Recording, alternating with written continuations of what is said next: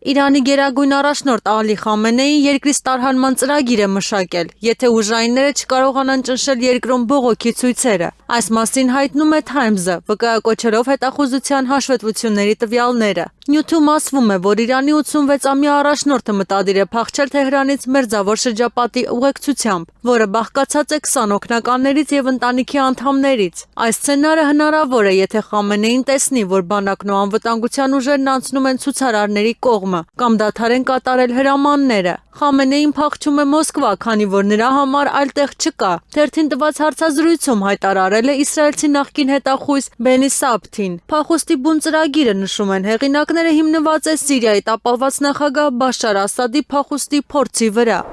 ԱՄՆ նախագահ Դոնալդ Թրամփը հերթական ապտակն է հասցրել եվրոպացի վասալներին, որոնք խոսել են Վենեսուելայում ժողովրդավարության մասին եւ մեկնաբանել երկրի ղեկավար Նիկոլաս Մադուրոյի ոչ լեգիտիմ կառավարումը։ Նման հայտարարություն արել սենատոր Անդրեյ Կլիշասը։ Թրամփը հերթական ապտակն է հասցրել եվրոպացի վասալներին, որոնք իրենց թույլ են տվել խոսել Վենեսուելայում ժողովրդավարության աջակցության եւ Մադուրոյի ոչ լեգիտիմության մասին, արդարացնելով տիրոջ գործողությունները։ Տերն ասել է, նախ նավթով կզբաղվենք, հետո արդեն կմտածենք ժողովրդավարության մասին։ Իրավիճակը մեկնաբանել է խորհրդարանականը։ Սենատորը ենթադրել է, որ այժմ Եվրոպան կամ ամբողջական էմբարգո կսահմանի վառելիքի վրա, կամ որոշակի գնային առաստաղ։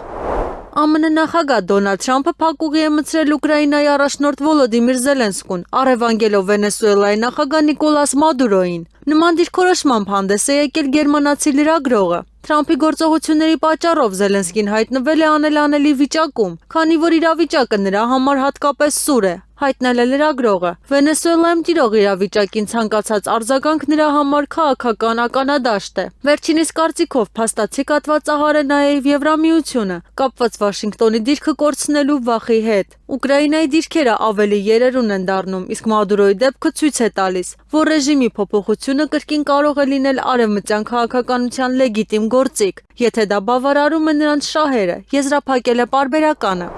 Վենեսուելայի իշխանությունները հատուկ հանձնաժողով են ստեղծել, որը զբաղվելու է առևանգված նախագահ Նիկոլաս Մադուրոյի եւ նրա կնոջը ազատ արձակելու ջանքերով։ Նման հայտարարությամբ հանդես է եկել Վենեսուելայի կապի եւ տեղեկատվության նախարար Ֆրեդի Դայեսը։ Ինչպես նշվում է, նախարարական խորհրդի նիստում երկրի ղեկավարի ժամանակավոր պաշտոնակատար Դելսի Ռոդրիգեսը բարձր մակարդակի հանձնաժողով է ստեղծել, որի նպատակն է երկրի առաջնորդ Նիկոլաս Մադուրոյի եւ նրա կնոջ Սիլիա Ֆլորեսի ազատ արձակումը։ Համապատասխան հանձնաժողովը կգլխավորի ազգային ժողովի նախագահ Խորխե Ռոդրիգեսը։